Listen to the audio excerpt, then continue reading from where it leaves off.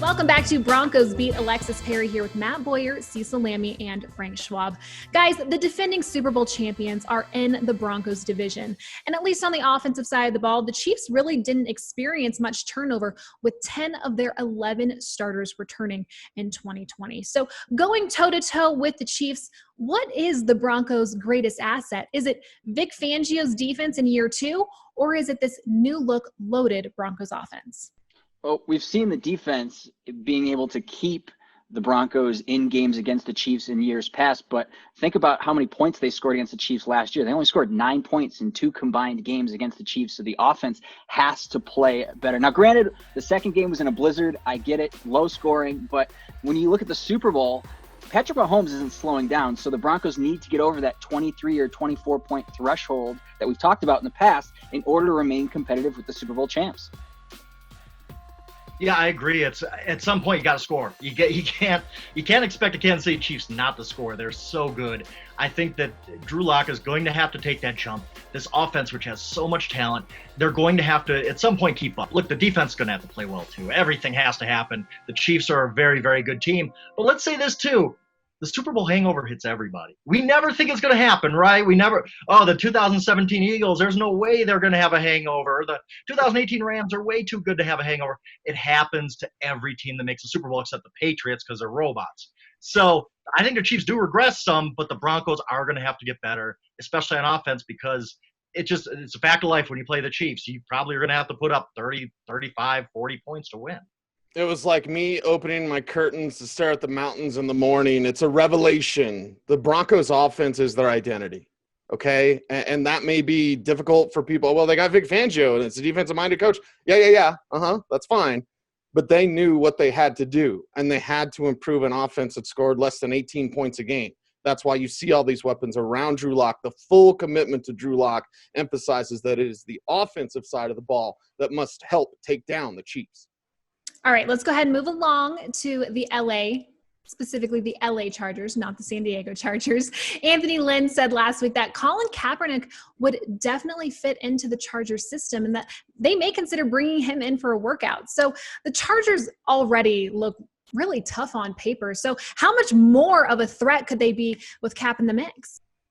They could definitely be a threat. I think a lot of teams are going to take a hard look at Colin Kaepernick this offseason, and I think that he would be a huge benefit in that room. Now, granted, I think the Chargers like Tyrod Taylor and they like Herbert.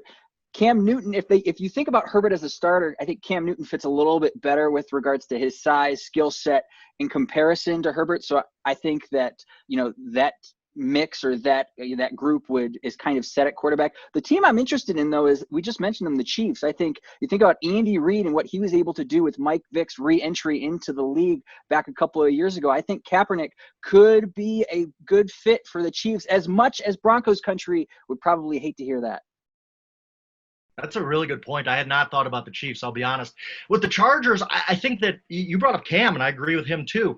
Why, we preach, what do we preach at every single position of football? Competition, let's get the best guys in. But at quarterback, we're like, oh, no, we can't do that. We have Easton Stick at third string. We don't want to hurt his feelings in the quarterback room.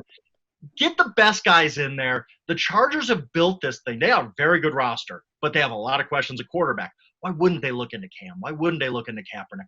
I don't know why the Broncos aren't looking into these guys. I think it would be a great addition for them. I think that you have to treat the quarterback position not as this fragile, everybody's going to have their feelings hurt if you bring in another guy. No, bring in the best guy. If the Chargers bring in Colin Kaepernick and he looks like the Kaepernick that brought the 49ers to the Super Bowl, isn't that a good thing? Doesn't that make the Chargers a better team? So I can see – I don't think they will add just based on what Anthony Lynn has said, but I think they should. I think that the Chargers should say, quarterback's just like every other position, we need competition.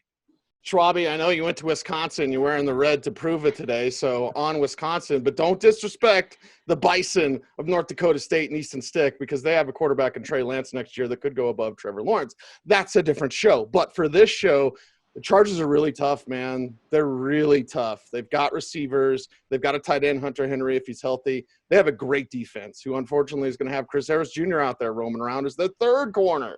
He's the third corner because they're so great. Derwin James back. That pass rush is incredible. So they are definitely a threat. They're definitely a foe, no matter who's playing quarterback. All right, guys, let's go ahead and move along to the Las Vegas Raiders. Talk about another team with a new location. It's going to take a while for all of us to get used to this. But you guys, with former Alabama teammates Henry Ruggs and Jerry Jeudy going head-to-head twice a year, do you guys think that maybe a rivalry between those two could kind of breathe new life into the Broncos-Raiders rivalry that really has lost a little its luster over the past few years?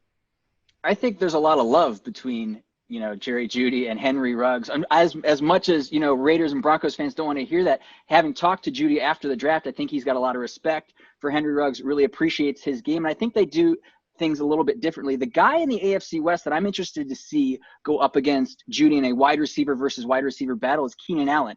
Jeudy has mentioned a couple of times when I've talked to him that Allen's skill set matches up pretty well with what Jeudy likes to do. He's looked at Allen's tape this offseason to try and pick apart and kind of take things from Keenan Allen's game. So I think that because of the Alabama ties, Jeudy and Ruggs will always be linked. But I think Keenan Allen versus Jerry Jeudy is the matchup that Jeudy is going to be paying particularly close interest to.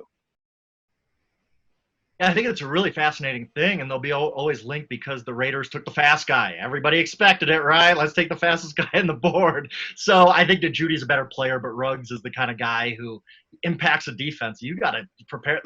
Go back to Justin Simmons. The Broncos need good safeties because you need to account for a guy like that every single play. I think he's going to be really exciting for that Raiders team.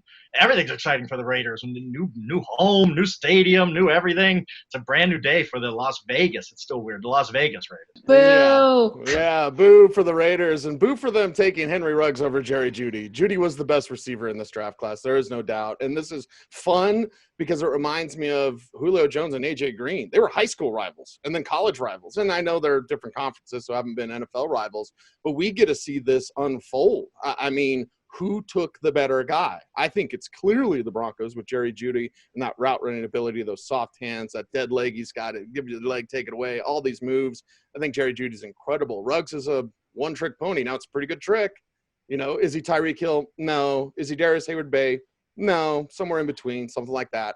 But Jerry Jeudy could show up and be Odell Beckham Jr. from day one. So I love this, and let's see these guys go head-to-head for years. I love that you always bring up the dead leg when talking about Jerry Jeudy. It's a great move. It is a good move.